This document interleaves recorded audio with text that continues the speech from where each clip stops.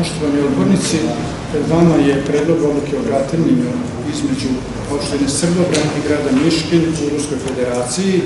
Tekst odluke je klasičan, ono što treba da sadrži, a inače razlozi za pravni osnov za donošenje ove odluke sadržan je u odredbama Zakona o lokalnoj samoupravi i statuta opštine Srbobran, gde je predviđeno da jedinice lokalne samouprave mogu uspostaviti saradnju sa gradovima i regijama iz drugih država, a sve to u okviru spoljne politike Republike Srbije i uz poštovanje teritorijalnog jedinstva i pravnog poretka Republike Srbije.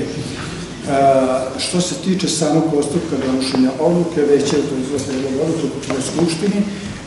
Nakon donošenja, ukoliko bude doneta ova odluka na sednici Skupštine, ona se dostavlja Vlade Republike Srbije radi dobijanja saglasnosti, a tek nakon dobijanja saglasnosti od strane Vlade Republike Srbije, ista odluka se objavljuje u službenom listu opštine Srbije. Hvala.